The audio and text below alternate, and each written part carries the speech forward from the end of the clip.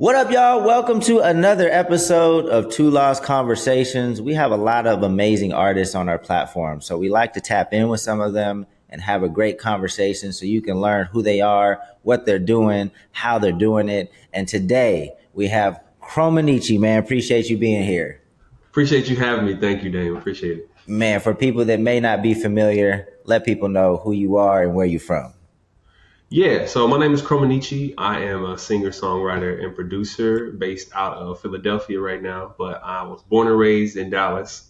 So yeah, I've been doing my thing. My sound is kind of a blend between electronic, neo soul, like all R&B, and like just kind of like those flashes of like experimental hip hop and stuff too. So yeah, I got a lot of like music in different spaces and different feels and different vibes. But yeah, I've been doing this for a minute now, and yeah, that's a little bit about me.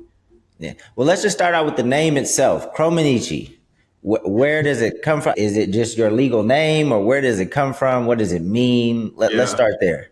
I love this one. Yeah, man. This name came from, it's actually a family name. It's a nickname that I got as a baby. So crazy Okay. story. I think there was this movie with this gymnast named Natalie Comaneci. Way throwbacks. My mom had that on when I was like 2 years old, like a little Okay. baby type. And she was making pasta that night, and she had me dressed up in a little chef hat. There's like a little Polaroid picture that she got of me in the chef hat, and she said that after like watching the movie, I guess like the name recognition, and my name's Christian, and I have like I guess different name. All my names start with C, like my legal Uh-huh. name. So I guess it made sense to Okay. have that name association. But yeah, basically she was cooking it up, cooking the pasta, and she was feeding me. She was like, my little Cristiano Cromanici. And she told me about that like later on in life. And my aunt brought it up. And I was just like, yo, that's unique. That's me, So I decided to go with it. Yeah. Nah, I mean, especially black folks, we got a lot of nicknames when we're young. My my Yo, pop, my pops called me Cheese. That was my nickname. It stopped. It stopped probably when I became a teenager. But yeah, I was Cheese. that's crazy. I love that. We all got the most like unique, ways to go about and calling folks. And it's And special for real.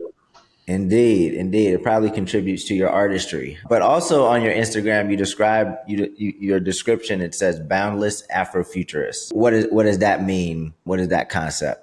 For sure. So Afrofuturism, I think a lot of people have a lot of different, I guess, definitions and the ways that they look at it. But for me, Afrofuturism is physically what does it look like to have this black body in the future, and Mm, folks like myself in the future. And what can that look like in a dreamy, like open-minded sense? So for me, when I say boundless, that just means that there's limitless possibilities to my creativity, to where I can tap into. And when it comes to like I guess melding that with my core identities as a person, I think that is where it takes how we take ourselves into the future, day mm. by day, moment by moment. So I think I'm like I love creating, if it's visual art or doing mini film or doing the singing songwriting craft or just like all those sort of things just to bring about that future that I'm envisioning. So I think that's mainly where those words and those descriptors feel very like resonant for me and my personality. Yeah, and it also sounds like boundless in terms of geography because your sound is kind of like a world. It can be like a worldly sound, and I noticed that even in I think your third top city was Johannesburg. Yeah, Is that intentional? How are you thinking about your sound and kind of how it's resonating around the globe? man, that's a great question. I feel like my sound, I'm a product of what I listened to growing up. And I had music that I picked up from all different parts of the world, and I was listening to all kinds of folks, different deep cuts. I was listening to Q-Tip, but I was also listening to Nirvana, but I was also listening to Stevie Wonder and Prince and random deep cuts like Zap Mama and like Sade and all that kind of twist and turn. I think that gives my sound a little bit of a uniqueness because as I bring some of those things to fruition in my own productions and creations, I have my own twist and perspective on things. And I also really value a world perspective, I've only been able to travel out the country once, but I say only, Mm. but listen, that's a big deal for me and my folks and my people to be able to get out of the country. And to me, that was such a valuable thing that I hope to continue. So I Hmm. think that I want music that resonates with a large group of people, but like at a soul level. You know what I'm saying? Not Yeah. like I love pop music and I want to be able to make stuff that charts and that lands with folks in the novelty sense and like having that, oh man, that's cool. But I love the idea of someone connecting with my energy, my person, and then being Yeah. like, yeah, turn it on, turn it up, you Yeah. know. Yeah. Where is it that you went when you went out of the country the one I time? went to the Netherlands and London. So I stopped in Amsterdam, I stopped in Rotterdam, and I stopped in Utrecht to visit Okay. a couple of my homies. Really fantastic dancer out in the Netherlands named Kenzo Alvarez. He's Mm. very talented. And just like I popped in to see a couple of different folks because I had ties and folks out there. And same with London. It was a couple of like longtime friends that helped me come up when I was just like making beats on this in the SoundCloud stages of things, and then continue to evolve my sound. It was like a full circle moment to go back in and visit some of those spaces. It freezes sometimes, so we'll just have to push through. But I heard most of what you said. I think it's so Okay. important to travel. I hope that your music continues to help you travel throughout the world. Just seeing how other people live, I think it's important. Just to see different perspectives. Be around different folks, because the world is huge, and you might find Joburg that might be your biggest fan. That might be the biggest pocket of people that rock with your music, or it might be somewhere else in Brazil. Did you? So when I heard your music, in my mind, because another like worldly artist is like a Masego, and I think it mentioned that you worked with him already. Did you collab I already with him? did. Yeah, on his latest subtitle album, I did background vocals for his single "You Never Visit Me." Dope. We actually linked last year. Oh wait, dang, 2 years ago. Time is flying, dang. It You know what does. I'm It saying?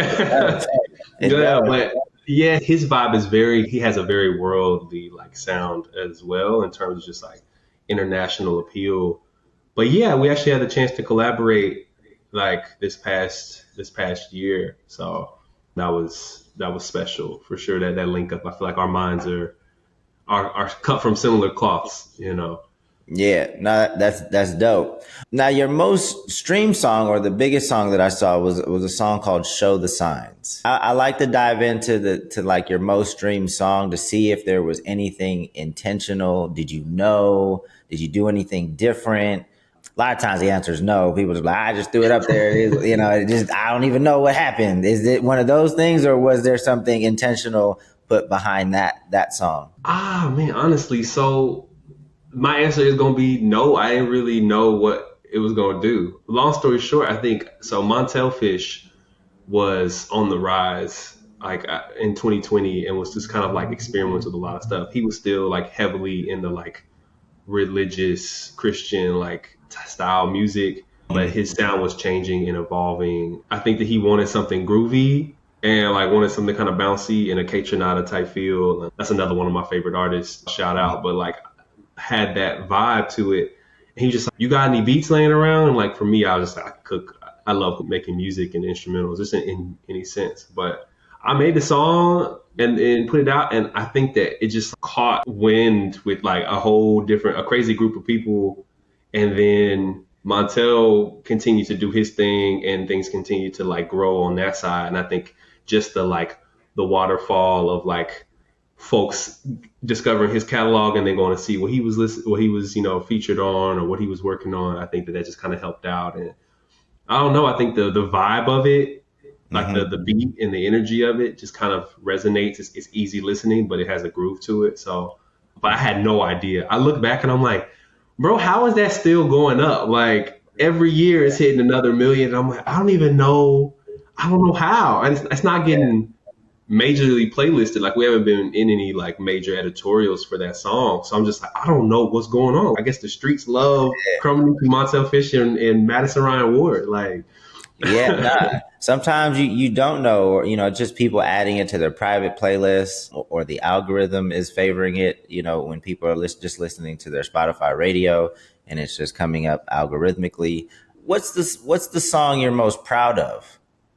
that's a good one, man. I think the song that I'm most proud of, it actually is up there, but I think Era 3 is a song that I'm the most proud of. It came out as a part of my project last year, and it's just been steadily climbing and resonating with folks.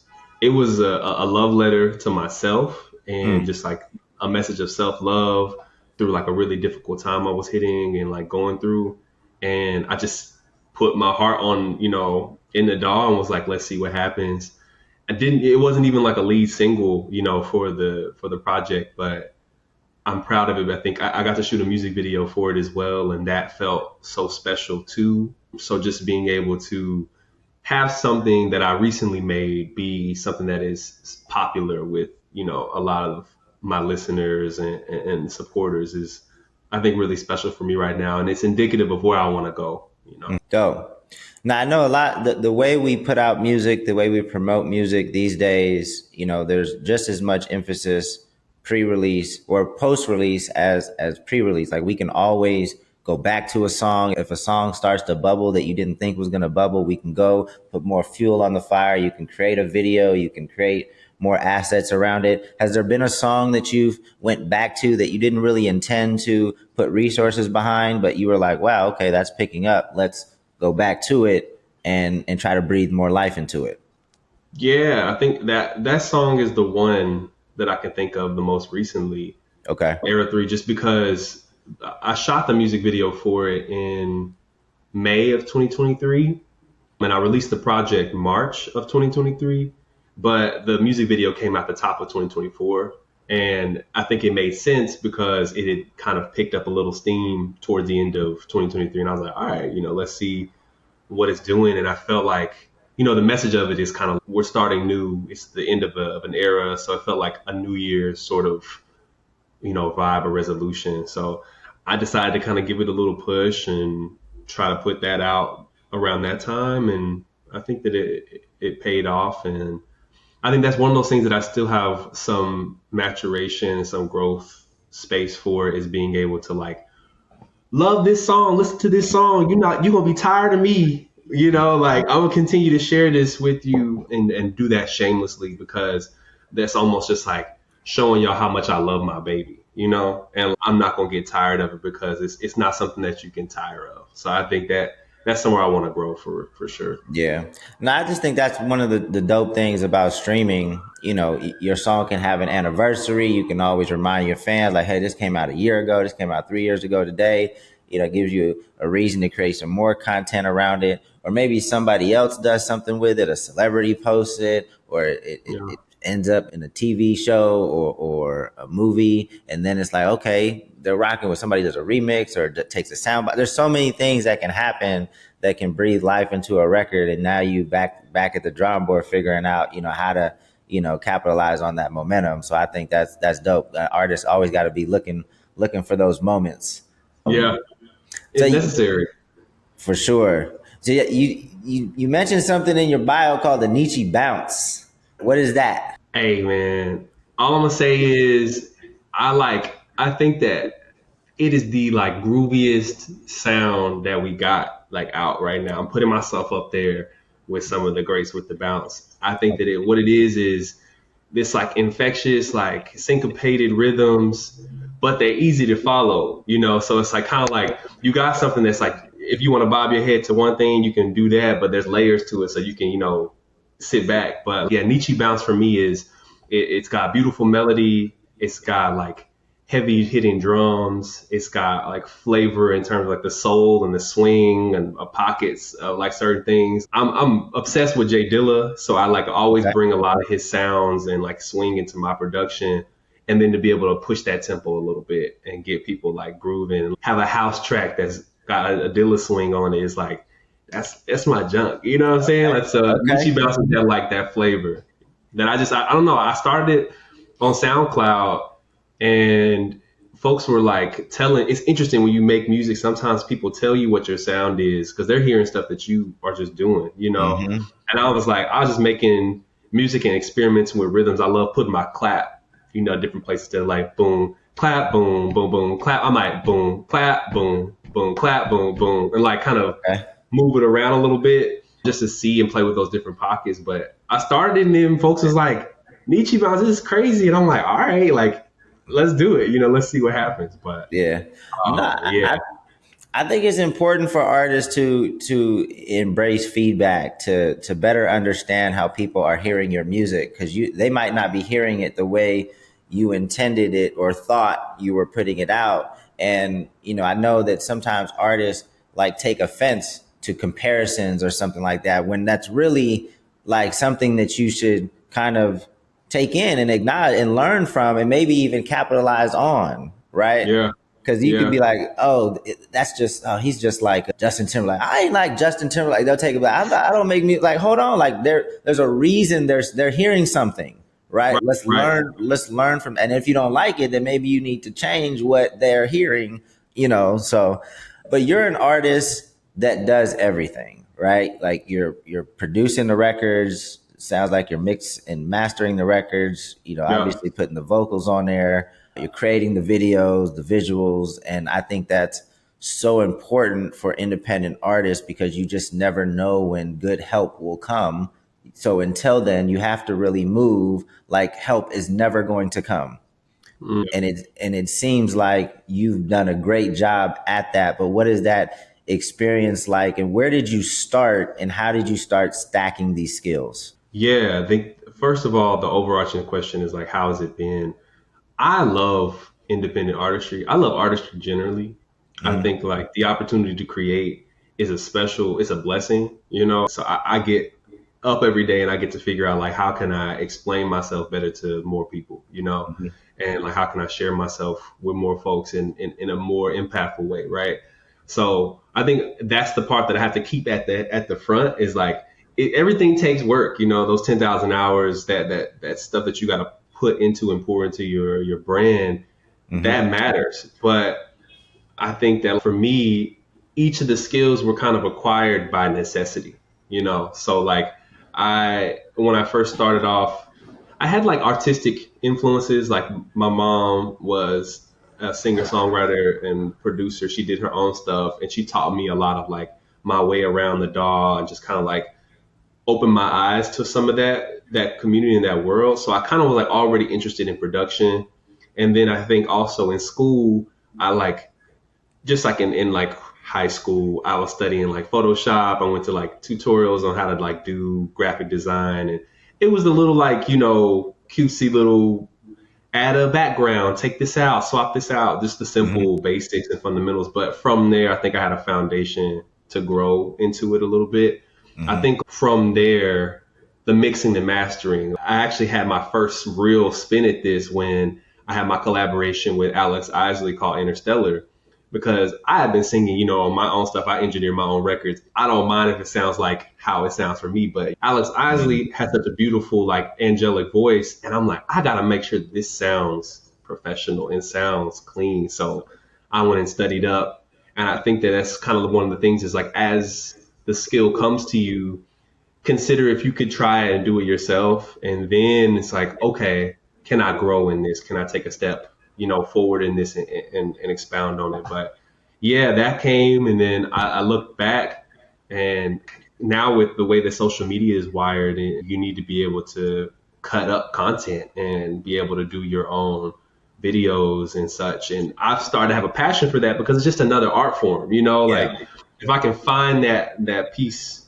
that I can be passionate about, then I'm gonna find an interest and like an intrigue, and then make my way into it and make it my own. And I still have a lot to learn, we all do, Mm-hmm. but I think that there's something beautiful about stepping in and saying, let me try my hand at this and let's see how it goes. And I'm grateful that a lot of my like natural proclivities just happen to be like landing well with Dope. folks, and I'm doing my thing in a lot of ways and folks enjoy it. But yeah, each one of them has been kind of like a side quest that turned into a main quest, and then I was like, Yeah. all right, we gotta do Yeah, it. nah, I mean, it's a must. I mean, if you don't start acquiring some of these skills, then you're probably just going to be sitting still for a while. Like, you're not going to move, very fast. You're not going to put out much content. So it's almost a requirement today. Yeah, or Speaking you of gotta just, cough up that coin. yeah, yeah. And just kind of speaking about like the independent and kind of where we're at today, what do you love about this time of music, like in Mm. that you're creating in? Like, what are some of the biggest positives to you? I feel like the biggest positives for me right now is it's a wild card Mm. type of system. There is a new artist I feel like popping up on anyone's radar, just kind of out of nowhere, seemingly out of nowhere for a lot of folks. But I like the way that it's growing so quickly because that means that there are more opportunities to be discovered by new people. So I Hmm. think that some folks are just kind of like open to listening to different things. And there's a lot of these micro communities in music where folks are just locked in on, I love Playboy Cardi, or I love Doja Cat Down, or I love like, these underground. I'm a big fan of Tizo Touchdown, or whatever the case is. Like those folks, they lock into these micro communities, and I think that it makes it to where a person like me, who I consider myself a specialist, I am in the niche, I am in the in betweens, I am in like the genre bending.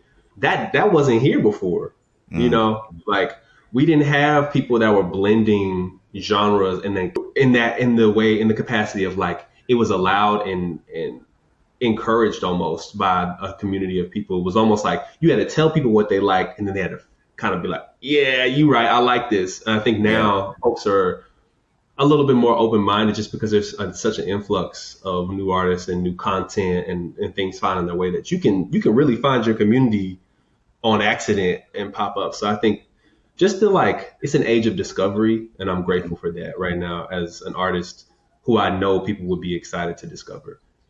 Yeah, I mean, there's a lot of different types of artists out there because, because of independence and the ability to just make music and find or build your community. I think that labels, they kind of lost some of their variety or creativity. They started maybe in early 2000s, going to 2010, it was like, let me find the next Nelly, let me find the next, Right. 50 Cent. And if you were a little different and they didn't really kind of know what to do with you, really, we didn't really get that much of a different artist very frequently. Whereas now, I mean, there's artists all over the place doing. I just had another conversation with two gentlemen that are in the nerdcore space and they are crushing it. They found their community. It's big.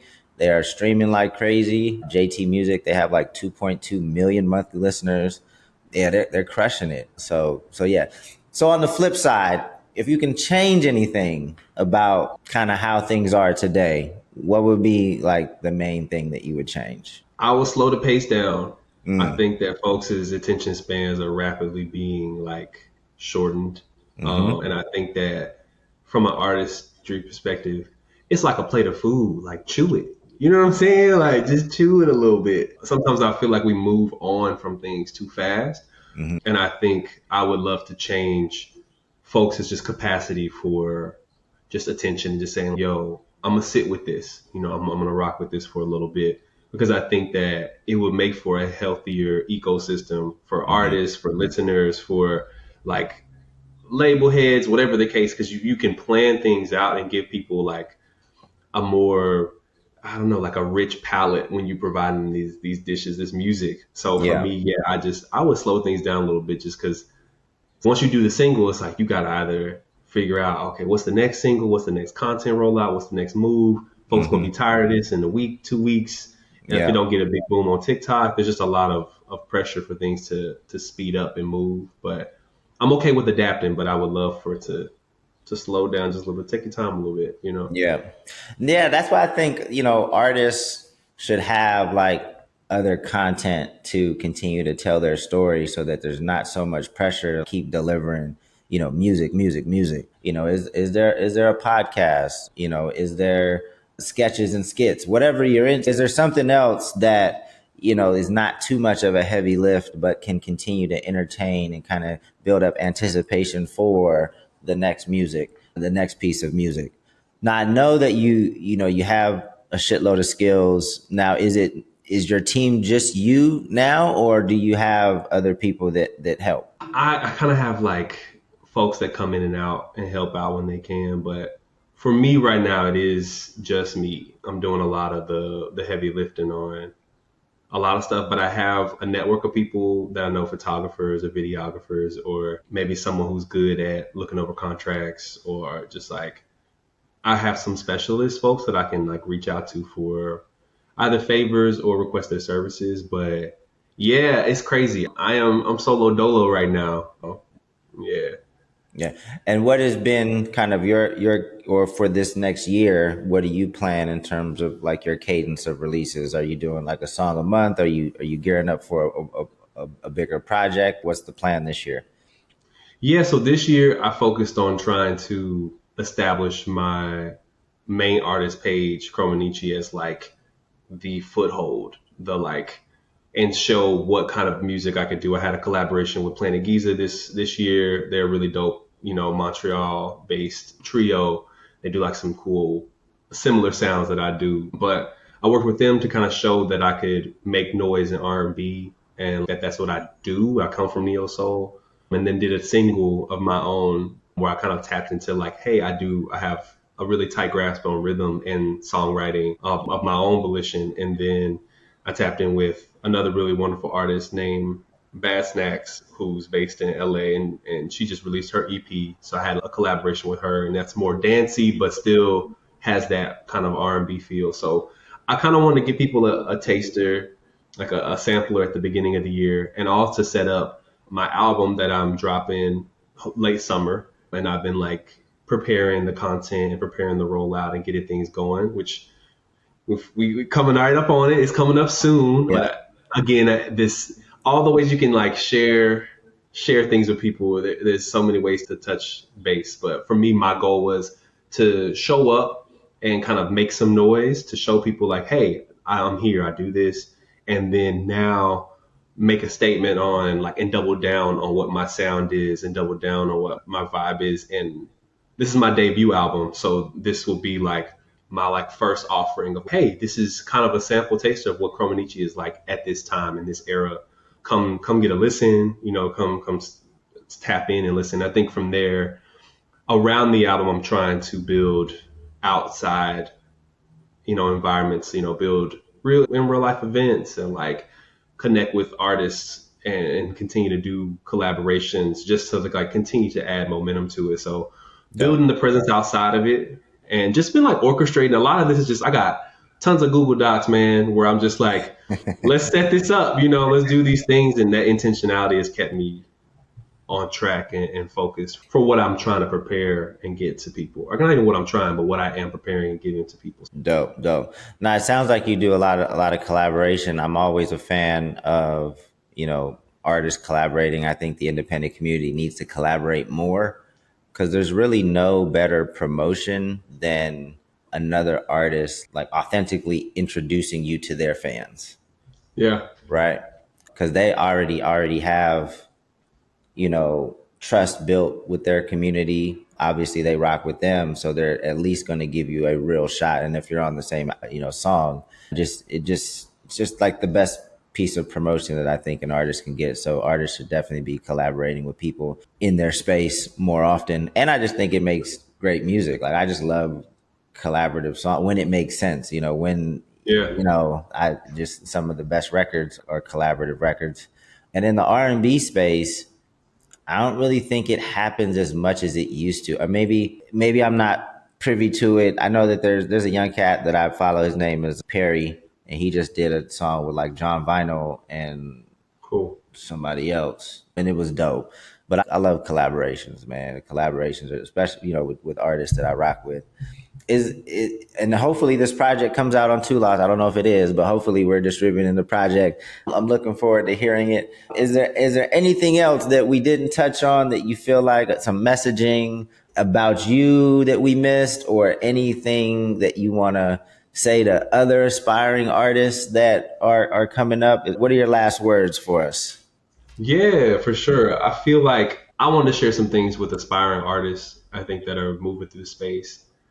I think the main thing that I wish somebody had told me up Mm, front is just that you need to like when you're starting out, be consistent, but also like just start. mm, Like even if it's not great, just start. Start the YouTube channel, start the Instagram, start the Twitter, start them all at the same time, and just and trust and believe in the process and funnel things into that space. And I think from there, decide if you want to decide if you want to innovate on something that's already there or if you want to be a trailblazer. And if you can make that decision, I think that gives you, okay, I'm going to follow after these people. I'm going to make these decisions, as an innovator of that genre, or I'm going to start something new and just trust a new mixture of intuitions. And I feel like that if somebody had told me you just lock into those pieces, I would have really appreciated to know that folks are just looking for new things to interact with, and they're not really, they don't know what they want to hear sometimes. Sometimes you have to cross their desk for them to be like, oh, that's it. I love this sound. I love this vibe. I love this feel in the music. So I say, if you can like get that innovation and decide where you want to go and move, do that. And then from there, just be like adaptive, be like flexible and try to like move with the space and be like up to date on what's changing and what's moving, and don't be afraid to try new things and give things the opportunity, and be courageous and build community. You know what I'm saying? Link with your friends, like build stuff. I think like a lot of folks want to get it done all by themselves, or they want to make it happen like real quick overnight, but they're not willing to lay the foundations in the spaces that help grow it. So for me, that's a really important part, is just go to all your spaces and just lay that first brick and get into a habit of laying those bricks down, because over time you look up and you have a structure, you have something that you can turn to. So that's what I would lead with. The just starting is crucial. And, when I used to run my label, I thought it was dope to kind of see, to like go back to Facebook and click back to like where we started, and then just continue to click forward and see how everything got better, right? Like the graphic design work got better, the videos got better, the music got better. Like we were better just at social media, and some people want to erase their past. I say leave it up there because, one, it kind of just tells the story, but two, you can use some of that old content. And now that you have fans that have been rocking with you for a while, like you can be like, remember when we made this dusty ass flyer? Like this is how dusty that used to be. Like, remember this video? I recorded it on my first, phone ever. It was, pixelated and everything. You just have fun with it. And the day ones will like celebrate it, and the new fans will just laugh. It's just good content. So yeah, just start, and I would encourage you to leave it there too, as a reminder and just kind of as a storytelling. Absolutely. Cool. All right, man. Let people know where they can find you, and let people know when the next song is going to drop, so people can connect with you, engage with you, and join your community. Absolutely. Once again, my name is chromonicci. That's CHROMONICCI. And you're going to find me on Instagram at chromonicci_official, on Twitter as chromonicci, on TikTok as chromonicci. And my next music, my next song, my next art is coming out probably back end of May. So keep your eyes peeled. Could be a start of the album rollout, you know what I'm saying? So please keep on, see what we're getting into. We're coming up on that moment, but new music for sure, new art, and step into my world. I'm building a lot of really cool stuff, and I want to interact with y'all. So please come through, say hello, and grab your popcorn, because it's about to get real cinematic in this thing. There you go. I just followed you, I think yesterday or today, so I'm definitely gonna stay tapped in. Chromonicci, the bright side of that is like, that Instagram handle I'm sure was available, and the TikTok handle was available. Listen, dog, search engine optimizer. If you can spell it, it's there, but everything else. Right. Nah, that's dope. All right, man. Well, you enjoy your weekend. I appreciate you joining us today. This has been another great episode of Two Lost Conversations, and we'll catch y'all next time. Peace. Peace.